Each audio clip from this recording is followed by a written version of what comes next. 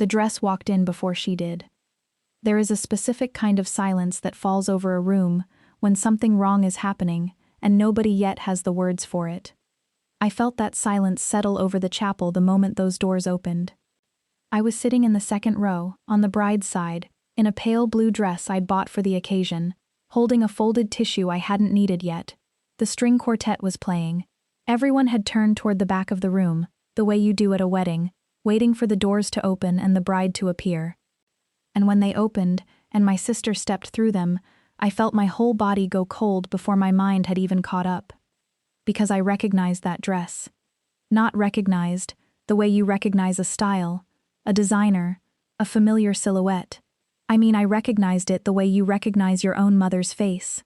Ivory silk with a particular hand-embroidered pattern of small flowers along the neckline. Flowers my mother had chosen herself, one by one, from a catalog, sitting at our kitchen table 34 years earlier, the week before she married my father. A dress with a small, faded water stain near the hem that had never fully come out, from a champagne toast at her own wedding reception.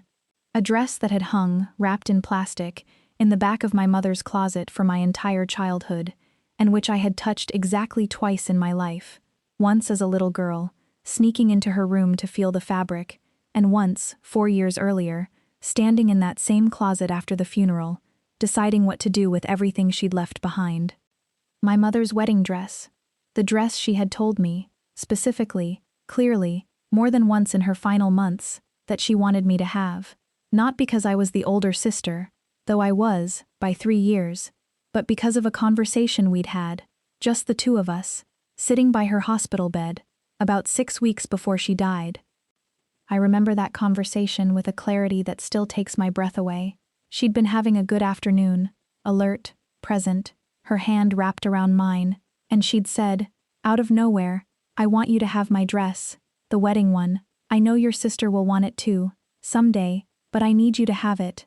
You'll understand why, eventually. Just trust me on this one." I hadn't understood. Not fully. Not then. I'd assumed it was simply because I was the oldest, or because we'd always been closer, or because she knew I was the sentimental one who'd actually keep something like that safe for the rest of my life. I understood a lot more, 4 years later, watching my sister walk down the aisle in it, at her own wedding, without ever having asked me. Because that dress was not supposed to be in that building. That dress was not supposed to be anywhere except the cedar chest in my apartment, where I had kept it, wrapped and protected, every single day since my mother's funeral. Or so I had believed, until the moment those chapel doors opened. I sat there, frozen, watching my baby sister walk toward her future husband in our dead mother's dress, and I felt something crack open inside me that I did not fully understand yet. Grief and fury and violation and confusion, all tangled together so tightly I couldn't separate one from the others. And I was not the only person in that room who recognized the dress. I want to describe him before I tell you what he did, because the picture matters. 3 rows back, on the aisle, my grandfather had arrived early, as he always did to every family occasion, a habit from a lifetime of believing that punctuality was its own form of respect. He was dressed carefully, as he always was, in a suit that had been pressed that morning by his own hand, a small gold pin of my grandmother's on his lapel, the way he wore it to every important family event, as though bringing a piece of her along with him. 3 rows back, on the aisle, sat my grandfather, 86 years old, my mother's father, a man who had buried his own wife and then, unthinkably, his own daughter, and who did not, as a rule, make scenes. A quiet, dignified man who had spent his whole life believing that composure was a kind of respect you owed to the people around you. I watched him go very still. I watched his hand resting on his cane tighten. And halfway down the aisle, right as my sister passed his row, radiant, unaware, mid smiling at the guests on either side of her, my grandfather stood up. Slowly, deliberately, with the particular gravity of a man who has decided something and will not be talked out of it. And in a voice that filled that entire chapel, steady and clear despite his age, he said one sentence that stopped the wedding cold. He said, "That is not your dress to wear. Stay with me." Because to understand what happened next, and why an 86-year-old man stood up in the middle of his granddaughter's wedding to say those 7 words, you have to understand exactly what that dress meant. exactly how my sister got her hands on it, and exactly what kind of person she'd had to become to walk down that aisle wearing it. It starts 4 years earlier, in a hospital room, with a promise I didn't fully understand until it was too late. You'll understand why, eventually. My mother was diagnosed when I was 26, and my sister, Claire, was 23. I'm not going to dwell on the illness itself, because I've told that part of my story before, in other ways, to other people, and it doesn't change no matter how many times you tell it. What matters here is the specific conversation that happened about 6 weeks before she died, because it is the hinge this entire story turns on. I had come alone that afternoon. Claire had a work commitment she couldn't move, or said she couldn't, which, looking back, was the first small thread in a pattern I wouldn't fully see until much later. It was just me and my mother, in that quiet hospital room, the afternoon light coming through the blinds in thin gold stripes across the blanket. She was having what the nurses called a good day, alert, present, herself, mostly, though thinner and more tired than the mother I'd grown up with. And she'd said, without any real lead-up, "I want to talk to you about my wedding dress." I remember being surprised by the specificity of it. We'd talked, in general terms, about her wishes, the practical, heavy conversations that families have in that situation, about arrangements and belongings and the various small mechanics of a life being wound down. But she'd never singled out the dress before. "I want you to have it," she said, "not your sister, you." I asked her why, gently, because it did seem like an odd thing to specify so firmly. Claire loved that dress too, we both did, in the vague, romantic way daughters love their mother's wedding photographs. I told her that seemed like something we could figure out together, later, that it didn't need to be decided right then. And my mother squeezed my hand, with more strength than I expected from someone so weakened, and said, "No, I need you to hear me on this. I need you to promise me you'll have it, and you'll keep it, and you won't let anyone talk you out of it. Not your sister, not your father, not anyone." I promised. Of course I promised. You promise a dying woman almost anything, in that room, in that light. I want to describe that room a little more, because I think about it often. There was a small vase of yellow tulips on the windowsill that Claire had brought a few days earlier. My sister was good at things like that. Thoughtful gestures, flowers that matched our mother's favorite color exactly. The television was on with the sound off, some cooking show my mother liked to half-watch. And underneath the ordinary hospital sounds, the beep of a monitor, footsteps in the hallway, there was my mother's voice, quieter than it used to be, but still unmistakably hers, still carrying that particular firmness she used when she'd decided something mattered. And then she said the sentence that I would replay in my head 1,000 times over the following 4 years, trying to understand exactly what she'd meant. She said, "You'll understand why, eventually. Just trust me on this one." I asked her to explain further, because even at the time, something about her intensity felt like it was pointing at something specific, something she wasn't fully saying, but she just shook her head, tired suddenly, and said, "Not today. I don't have the energy today." "Just promise me." I promised again, and the conversation moved on to other things, because there were always other things in those visits. Medications, the crossword she was working on, whether I'd remembered to water her plants at home. She never brought up the dress again. 3 weeks later she had a hard decline. 6 weeks after that conversation she was gone. And I never got to ask her what she meant. I've spent 4 years turning that unfinished sentence over in my mind. You'll understand why, eventually. At the time, grieving and exhausted, I filed it away as simply my mother's particular way of being. She'd always had a slightly mysterious streak, a tendency to make pronouncements and let you sit with them rather than explaining everything plainly. I told myself, in the months after her death, that she'd probably just wanted me, as the oldest, to have the dress as a kind of formal inheritance, a passing of the torch, nothing more mysterious than that. I was wrong. I understand that now. My mother had known something about my sister that I did not yet know. Something she'd apparently decided not to explain directly, perhaps because she didn't want her final weeks spent voicing a suspicion about her own daughter, perhaps because she hoped, in some quiet mother's heart way, that she was wrong and it would never matter. She was not wrong, and 4 years later, in a chapel full of wedding guests, I finally understood exactly what she'd been trying, gently, incompletely, to warn me about. The one who took what she wanted. I need to tell you about Claire, because you can't understand what happened at that wedding without understanding who she'd always been, underneath the version of herself she showed most people. Claire is 3 years younger than me, and for most of our childhood I would have told you we were close. We shared a room until I was 12. We had our own private language of jokes and references. I genuinely loved her, and in most of the ordinary ways siblings love each other, I still do. But there was always a thread running underneath the closeness, one I didn't fully name until much later, looking back with the clarity that only comes after betrayal forces you to re-examine everything. Claire had a particular relationship with wanting things. Not needing, wanting. And more specifically, she had a particular relationship with wanting things that were mine. It started small, the way these things usually do. As kids, it was clothes, toys, attention from friends, ordinary sibling stuff mostly, the kind every family has some version of, but there was a pattern to it that I only recognized in retrospect. Claire rarely wanted something purely for its own sake. She wanted it more, specifically, when it was something I already had, or something that had been designated as mine. I remember, at 16, saving for 8 months to buy a particular guitar I'd wanted. Claire, 13 at the time, had shown no interest in guitar before that summer. Within a month of me getting mine, she was begging our parents for lessons, and within a year, she'd essentially claimed the instrument as a shared family resource, playing it more than I did, until it quietly became Claire's guitar in the way our family talked about it, despite the 8 months of babysitting money that had actually paid for it. I remember one more moment from later, in our early 20s, that I didn't understand at the time but which makes perfect sense to me now. I'd started dating someone seriously, the first relationship I'd had that felt genuinely important, the kind where you start imagining a future.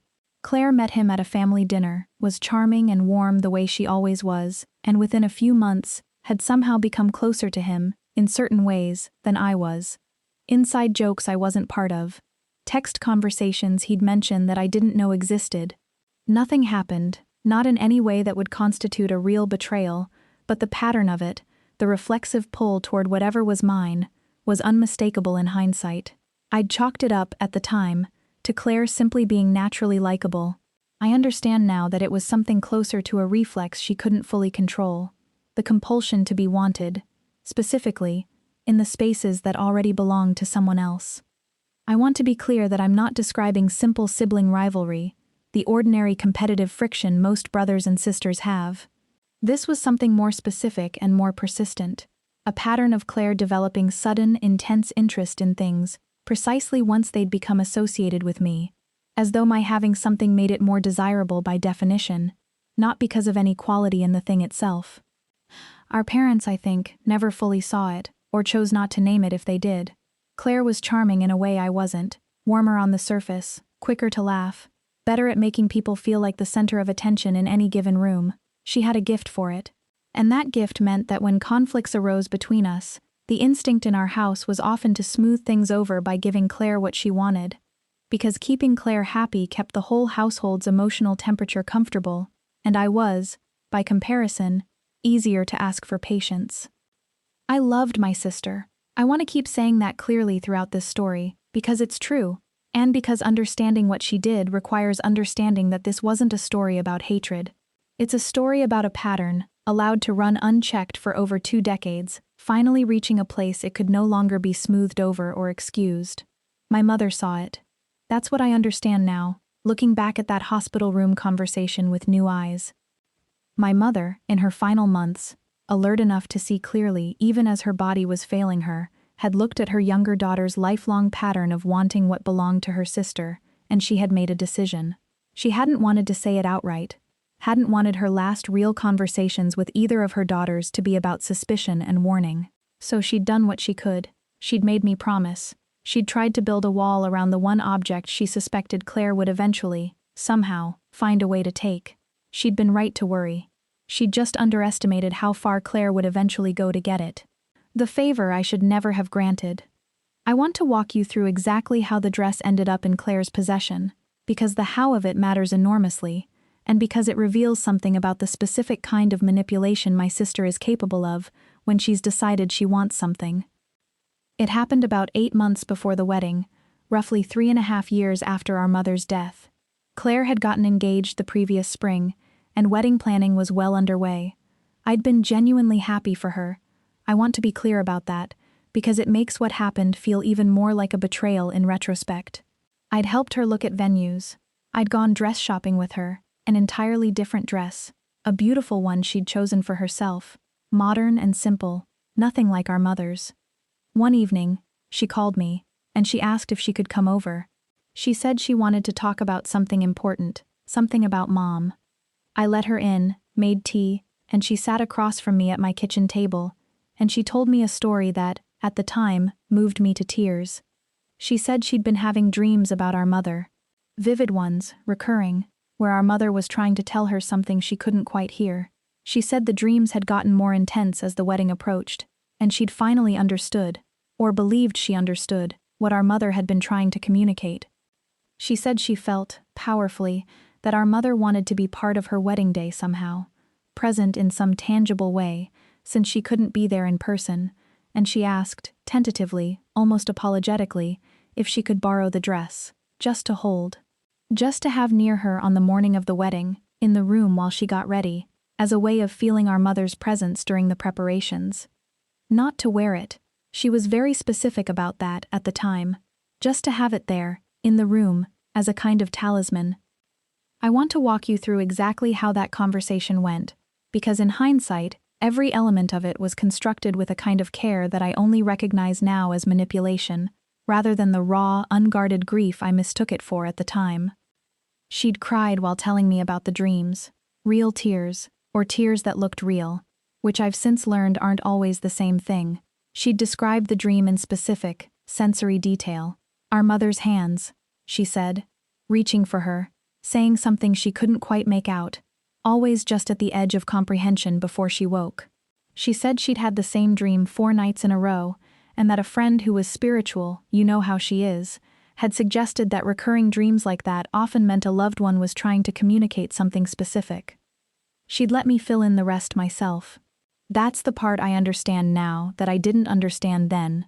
Claire never actually said, "I want to wear the dress." She built an emotional scaffolding so complete, so moving, that the request that finally came out of her mouth, just to have it in the room, just for presence, felt like the smallest, most reasonable thing in the world by the time she said it.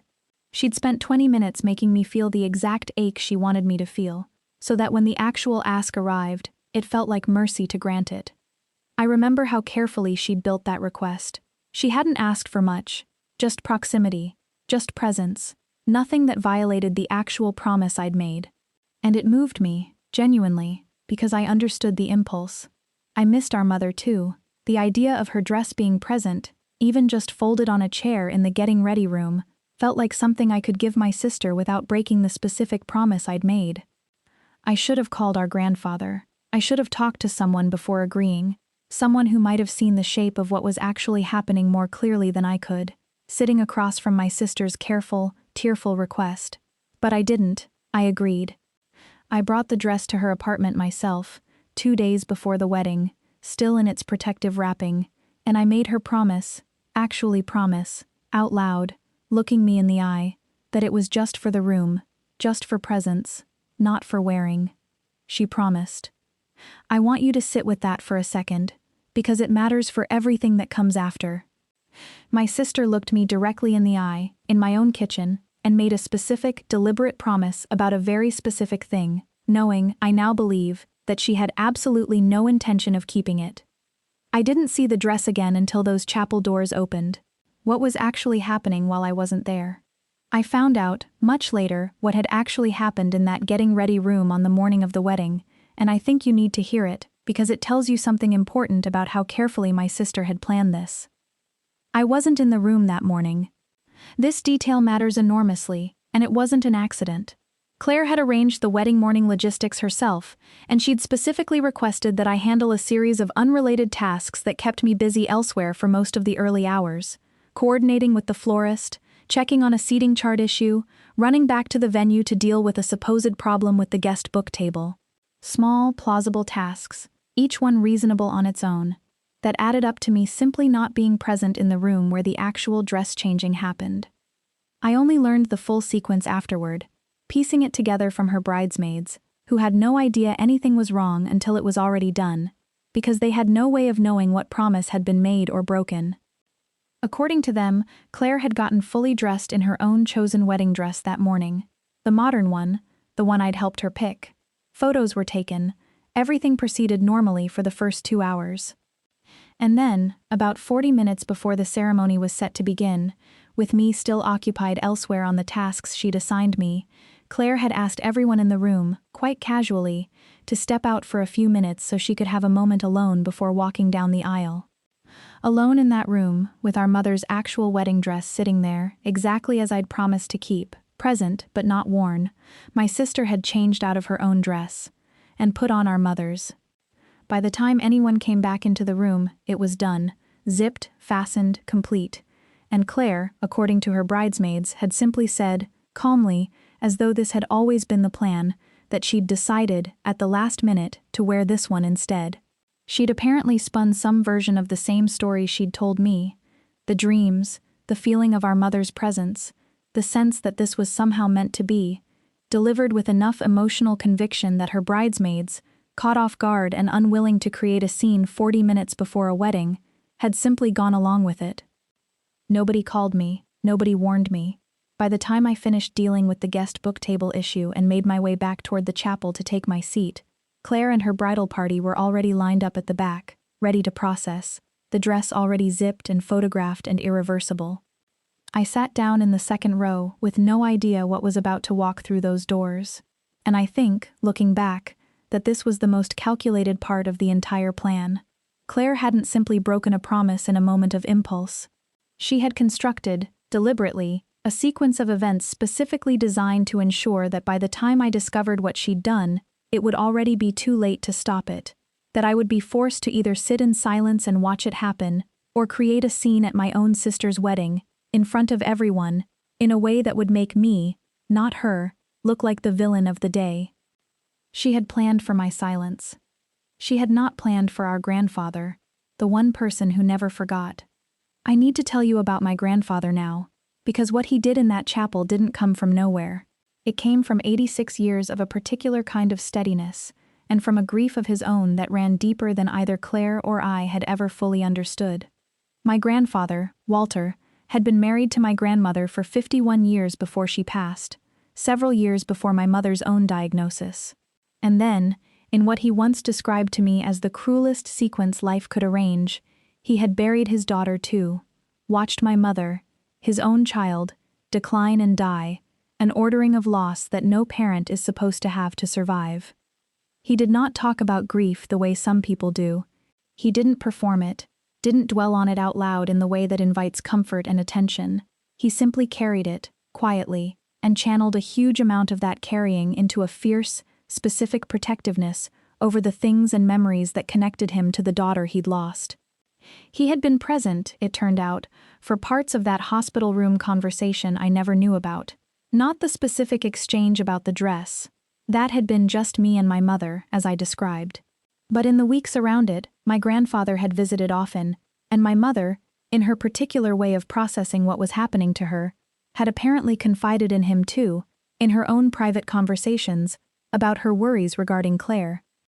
I learned this only after the wedding, in a long conversation with my grandfather that I'll tell you about shortly, but the short version is this.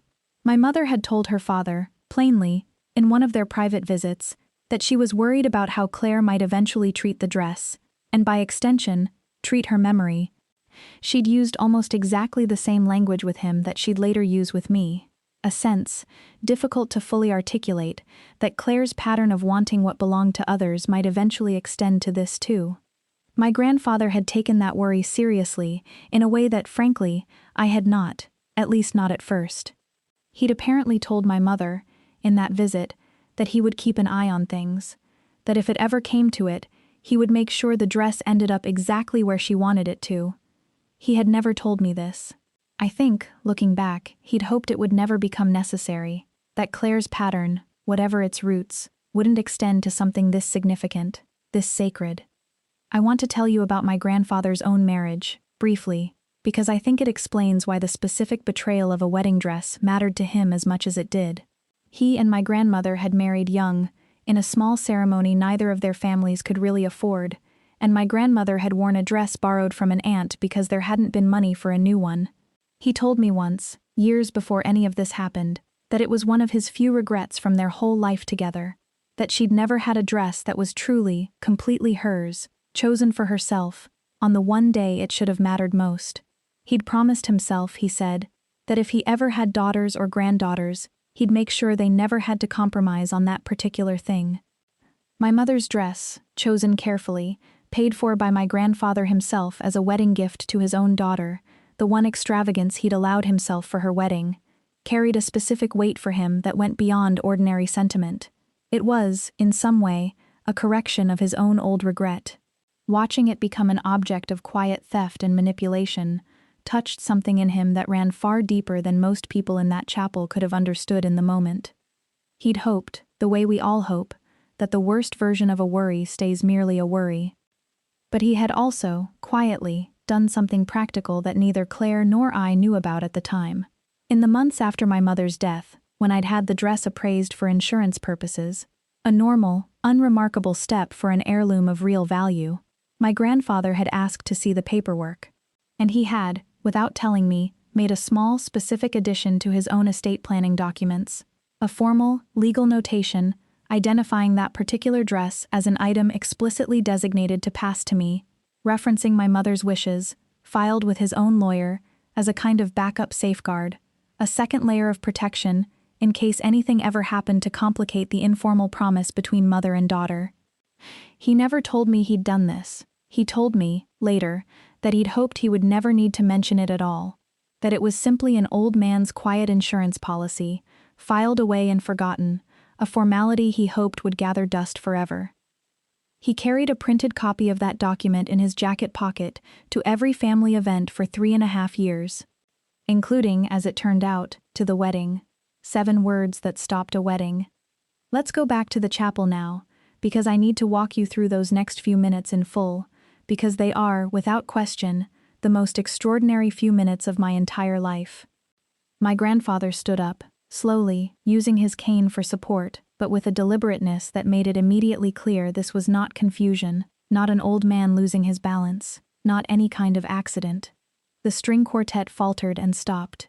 Claire, halfway down the aisle, froze mid-step, turning toward the sound of movement behind her, her expression shifting from bridal serenity to visible confusion. And into that sudden, ringing silence, my grandfather said, clearly, steadily, in a voice that carried to every corner of that chapel, "That is not your dress to wear." I want to describe the physical sensation of that moment, because it's one I don't think I'll ever fully be able to put into words, though I'll try. Time seemed to genuinely slow down. I remember noticing, with a strange, hyper-focused clarity, the exact pattern of light coming through the stained glass window behind the altar, falling in colored strips across the aisle. I remember the specific gasp of the woman sitting next to me, a great aunt I barely knew, her hand flying to her chest. I remember that my own hands, resting in my lap, had gone completely numb, as though my body had decided, on its own, to simply stop processing anything except the sound of my grandfather's voice. I want to describe what happened in the several seconds after he said that, because I have never forgotten a single detail of it. Claire's face went through an entire sequence of emotions in the space of about 3 seconds. Confusion first, a genuine, unguarded flicker of what is happening. Then, quickly, something harder, more calculating, as she visibly registered exactly what he was referring to, and began, I think, trying to assess how to manage the moment. And then, underneath both of those, something I recognized instantly, because I'd seen flashes of it my whole life without ever having the full picture to understand it. Fear. Real fear. The fear of someone who has just watched a carefully constructed plan begin to unravel in the worst possible setting, in front of everyone she knew. "Grandpa," she started, her voice tight, forcing a smile for the benefit of the watching guests. "I think there's been some confusion. There is no confusion," my grandfather said, cutting her off, still standing, still steady. "That is your mother's wedding dress. It belongs to your sister. Your mother told me herself, before she died, that she was worried you would do exactly this." The chapel had gone completely, utterly silent. I could hear, distinctly, the small mechanical click of someone's camera, forgotten mid-motion. I could hear the groom, at the front of the aisle, saying something quiet and confused to the officiant. I could hear my own heartbeat. Claire's new mother-in-law, seated near the front, had turned fully around in her seat, her face a mixture of shock and dawning horror at what was unfolding at her son's wedding. "This isn't the time," Claire said, her composure cracking further, real desperation entering her voice now. "We can talk about this after, please. Everyone's watching." "Everyone should be watching," my grandfather said. "Because I promised your mother I would not let this happen quietly. I have carried that promise for 3.5 years, hoping I would never have to use it. I am sorry to do this today, of all days, but I made a promise to my daughter, and I intend to keep it." And then, with a steadiness that still, when I think about it, brings tears to my eyes, my grandfather reached into his jacket pocket and pulled out a folded piece of paper and held it up. Not close enough for anyone to actually read, but visible, undeniable, a physical fact in a room that had, until that moment, only had Claire's version of events to go on. "This is a legal document," he said, "filed with my own attorney over 3 years ago, at your mother's explicit request, confirming that this dress belongs to your sister. I filed it because your mother was afraid, in her final months, that you would eventually try to take it. I am very sorry that she was right. The wedding that had to stop. I want to be honest with you about what happened in the minutes immediately following my grandfather's words, because it was chaotic and painful, and not at all the clean, satisfying scene you might imagine from a story like this." Claire started to cry, genuine tears, I believe, though whether they came from shame at being exposed, or from the simple horror of having her wedding derailed in front of everyone she'd ever known, I honestly couldn't tell you, and I'm not sure Claire fully knew herself, in that moment. Her fiancé, visibly bewildered, started down the aisle toward her, unsure whether to comfort her or demand an explanation, caught in the impossible position of a man who had just learned, along with everyone else in that room, that something significant had been hidden from him about his own wedding day. I sat frozen in my seat for what felt like a very long time, though it was probably only seconds, trying to process the fact that my grandfather, quiet, composed, never-makes-a-scene grandpa, had just done the single loudest thing I had ever witnessed a member of my family do. Eventually, I stood up too, not to add to the confrontation, but because I understood, somehow, that this needed to move somewhere private before it could actually be resolved, and that leaving my grandfather to manage it alone, at 86, in front of 200 wedding guests, wasn't right either. I walked up the aisle, I took my grandfather's arm, and I said quietly, to Claire, to the officiant, to the groom, to the assembled families of both sides staring at us in various states of shock, "I think we need a few minutes. Can everyone please give us a moment?" The officiant, to his credit, understood immediately, and began quietly ushering people toward the exits, murmuring something about a brief delay while the wedding party addressed a family matter.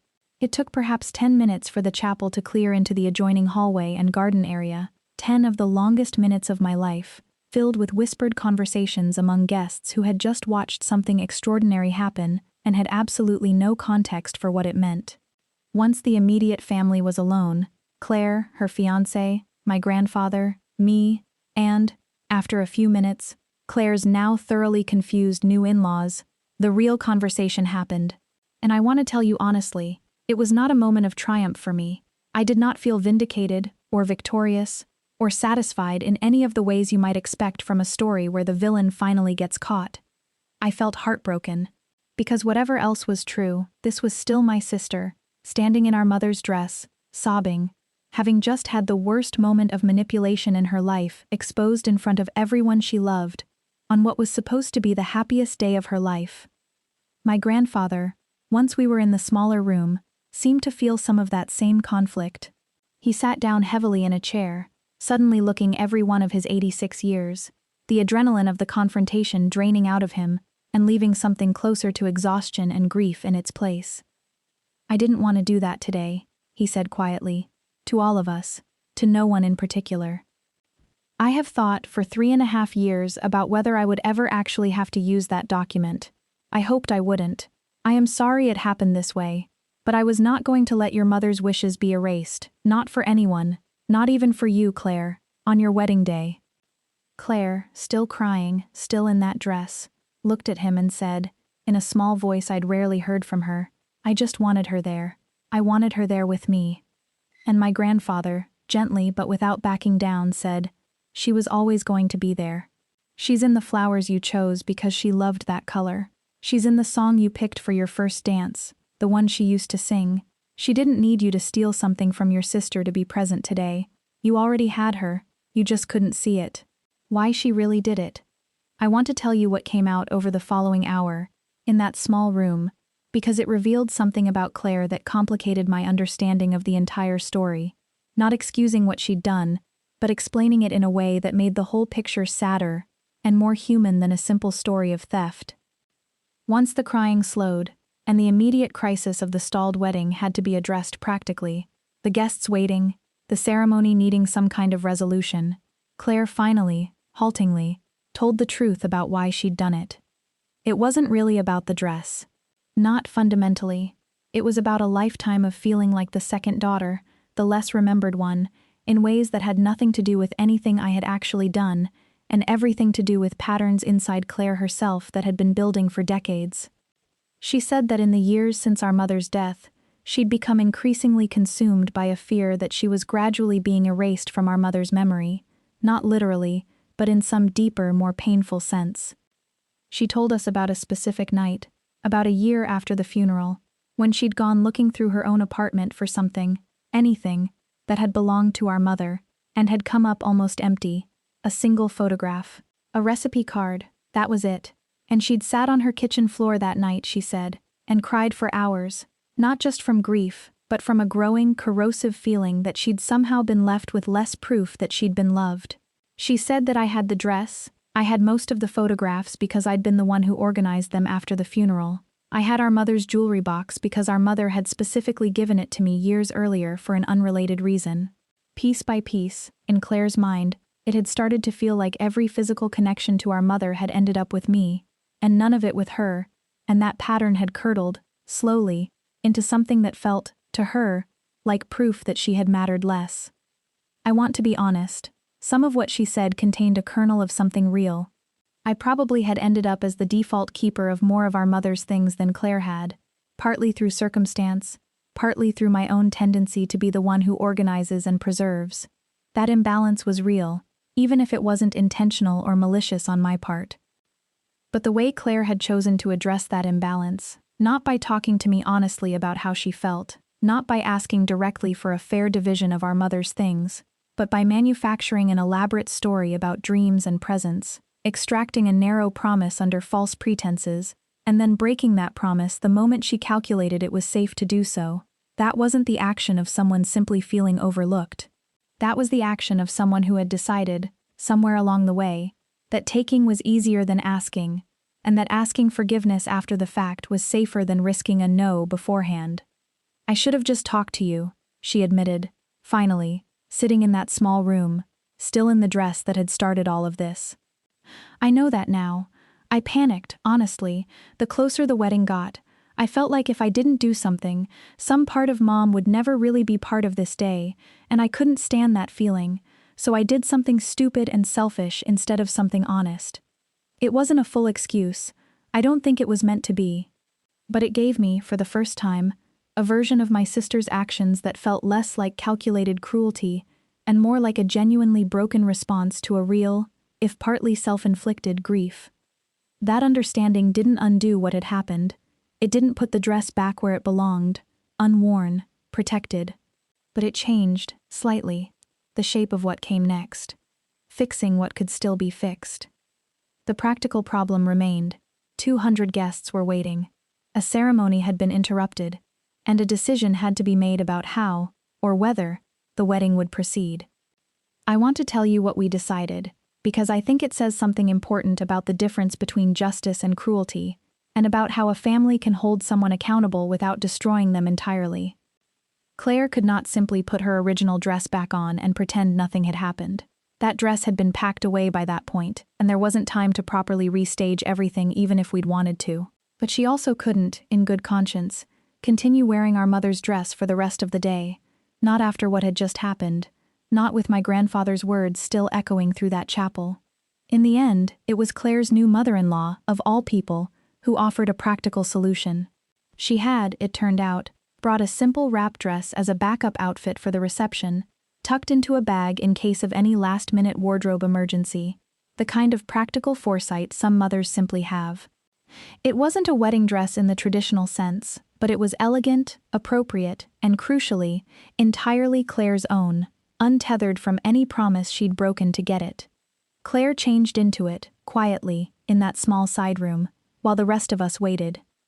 And when she came back out, she looked, I thought, more like herself than she had all morning, less like someone performing a story about her mother's presence, and more like a young woman about to actually marry the person she loved, without a stolen garment standing between her and that truth. The ceremony resumed about 45 minutes after it had originally been scheduled to begin. The guests, understandably confused, were given a brief, careful explanation by the officiant, something about a family matter requiring a small adjustment, vague enough to preserve some dignity, honest enough not to pretend nothing had happened. I walked Claire down the aisle myself, the second time, instead of our father, who had quietly stepped back and told me, later, that he thought it should be me, that whatever had happened, the two sisters needed to walk through that moment together, given everything the dress represented between us. It was not the wedding Claire had planned. It was smaller, in some emotional sense, than the version she'd imagined that morning, the one where our mother's presence walked down that aisle wrapped around her shoulders. But it was honest, and I think, in the end, an honest, smaller moment mattered more than a beautiful, stolen one ever could have. And the dress itself, my mother's dress, came home with me that same night, still in its garment bag, carefully checked over for any damage. There was none. Thankfully, my grandfather insisted on personally carrying it out to my car himself, refusing help, holding it the way you'd hold something sacred. Your mother can rest now, he told me, quietly, in the parking lot. I kept my promise. I want to tell you about the weeks that followed too, because the story doesn't quite end in that parking lot. Claire and I didn't speak for almost a month after the wedding. I understand why, even though it hurt. She needed time away from the whole family, I think, to process the public unraveling of something she'd worked so hard to construct. When we finally did talk, it was over coffee. Just the two of us, both of us nervous in a way we hadn't been with each other since we were teenagers.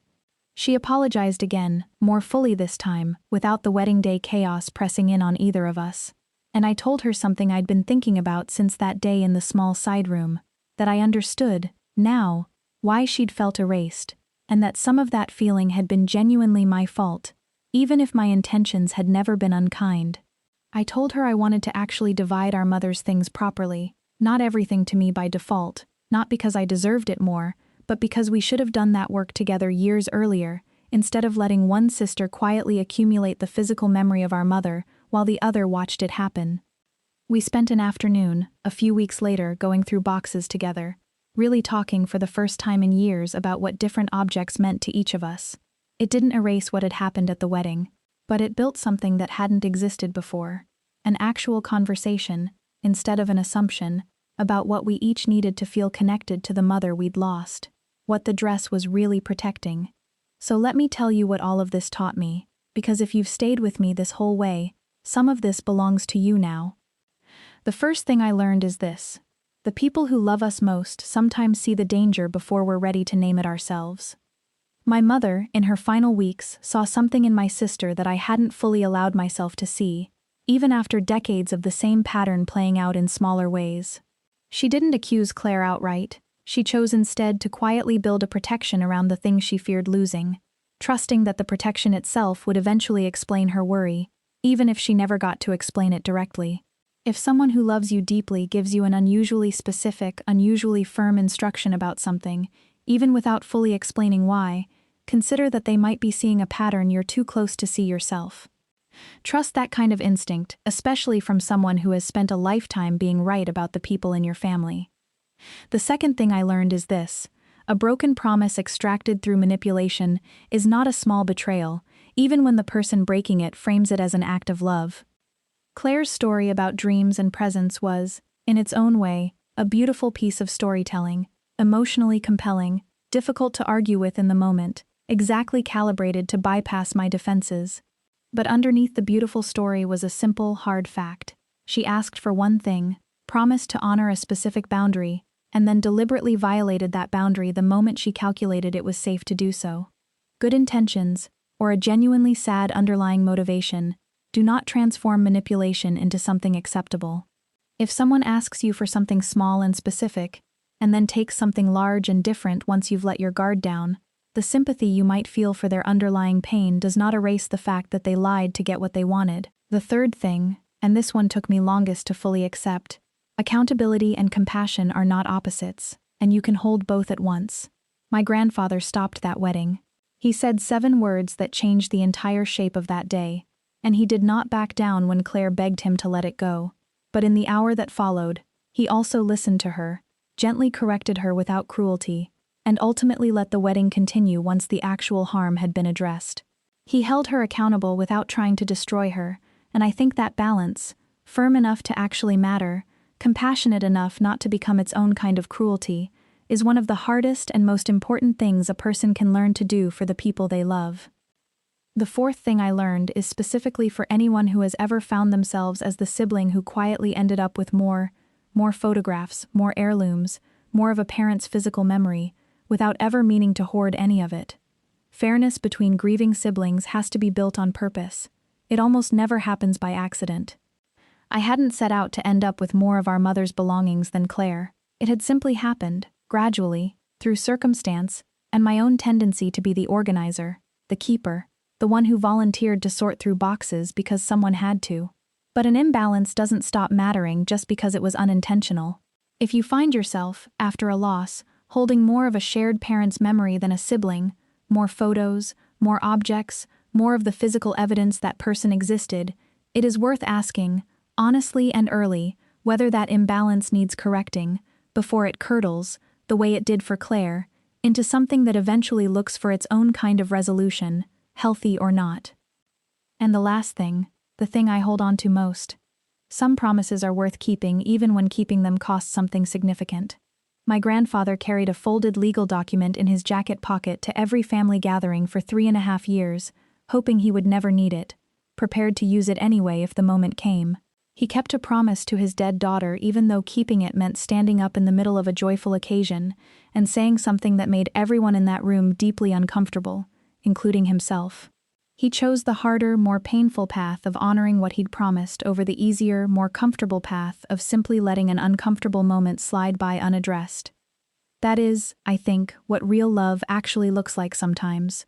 Not always warm, not always easy. Sometimes it looks like an old man standing up, cane in hand, voice steady, saying 7 difficult words in a room full of people, because he made a promise to someone he loved, and he was not going to let her down, even after she was gone. My mother wanted me to have that dress for a reason she never fully explained while she was alive. My grandfather made sure her reason mattered anyway, and in a chapel full of 200 people, on a day that was supposed to belong entirely to my sister, my mother, gone 4 years, present in exactly the way she'd always hoped to be, finally got the chance to speak. She just had to borrow her father's voice to do it. I think about that often, actually. The strange, quiet mechanics of how love outlives the people who carry it. My mother could not stand up in that chapel herself. She could not say the words, but she had planted them, years earlier, in a hospital room and in a private conversation with her own father, trusting that the people who loved her would carry what she couldn't say herself, all the way to the moment it was needed. That's a kind of faith I don't think I fully understood until I watched it work. The faith that the people you love will honor what you asked of them, even after you're no longer there to remind them, even years later, even in the most unexpected room, at the most unexpected moment. My grandfather kept that faith. He carried a folded piece of paper in his jacket pocket for 3.5 years, hoping he'd never need it, ready anyway. And when the moment came, he didn't hesitate, whatever it cost him socially, whatever discomfort it caused in that room full of people who didn't understand yet what they were witnessing. That's what a promise actually is, I think. Not a sentiment, a readiness to act, held quietly, for as long as it takes. Thank you for staying with me until the end. Take care of yourself.